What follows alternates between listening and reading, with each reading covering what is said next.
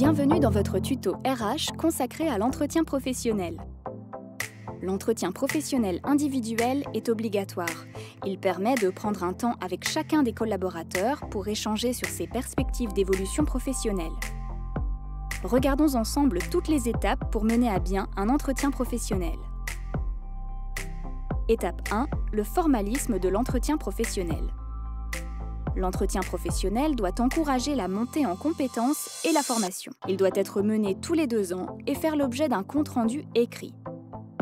Cet entretien doit également être mené après un congé maternité, parental, de proche aidant, d'adoption ou sabbatique et d'arrêt maladie supérieur à 6 mois. Vous ne le confondrez pas avec l'entretien annuel d'évaluation qui vise, quant à lui, à donner chaque année les objectifs annuels du collaborateur et à vérifier que ces derniers ont bien été atteints. Vous pouvez construire et vous aider d'un support d'entretien afin de veiller à traiter les informations indispensables de l'entretien. Étape 2. La préparation de l'entretien professionnel. Dans la pratique, les entretiens professionnels durent en moyenne 1 heure. Nous vous conseillons de prévoir une durée suffisante qui vous permettra de laisser le temps à votre collaborateur d'aborder tous les éléments qu'il souhaite. Nous vous invitons à prévenir le collaborateur de l'entretien suffisamment en avance pour qu'il ait lui aussi le temps de préparer l'entretien. Dans la pratique, 1 semaine est un minima requis.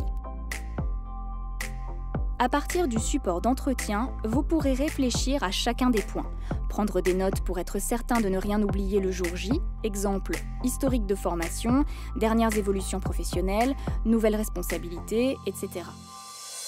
Le support devra à minima prévoir d'identifier la date de l'entretien et la date de l'entretien précédent, les informations relatives au collaborateur et à son poste et à celles du responsable de l'entretien, le parcours de formation, les étapes du parcours professionnel et les progressions salariales et professionnelles depuis le dernier entretien, la situation professionnelle actuelle, le bilan de l'année écoulée, points forts et difficultés rencontrées, le bilan formation et les formations qui pourraient être réalisées, les perspectives professionnelles, les commentaires du collaborateur et du responsable de l'entretien et le plan d'action.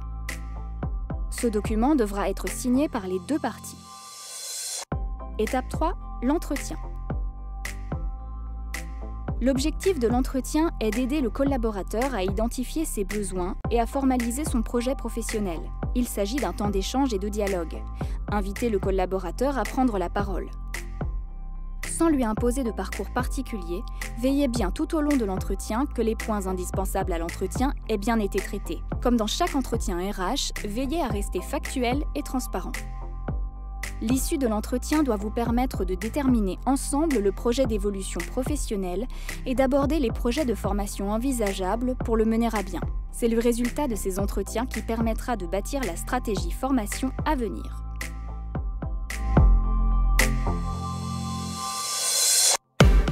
Notre conseil, l'entretien professionnel peut être l'occasion de bâtir un projet commun entre le collaborateur et l'entreprise. Le dispositif CPF permet aujourd'hui à l'entreprise d'abonder et de financer une partie du projet de formation. Cette modalité peut permettre à l'employeur de marquer son intérêt et son investissement dans le projet de développement des compétences du collaborateur. Il permet également de responsabiliser le collaborateur dans le suivi d'une formation certifiante ou diplômante. Sachez que dans les entreprises d'au moins 50 salariés, chaque collaborateur a droit à un abondement de l'employeur sur son compte personnel de formation CPF si, au cours des 6 dernières années, il n'a pas bénéficié des entretiens professionnels prévus et d'au moins une formation non obligatoire.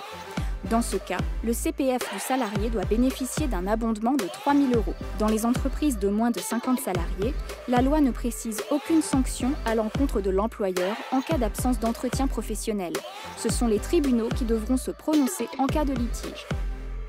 Pour aller plus loin, nous vous proposons le webinaire « Préparer le bilan des entretiens professionnels ». Vous la retrouverez sur notre site internet.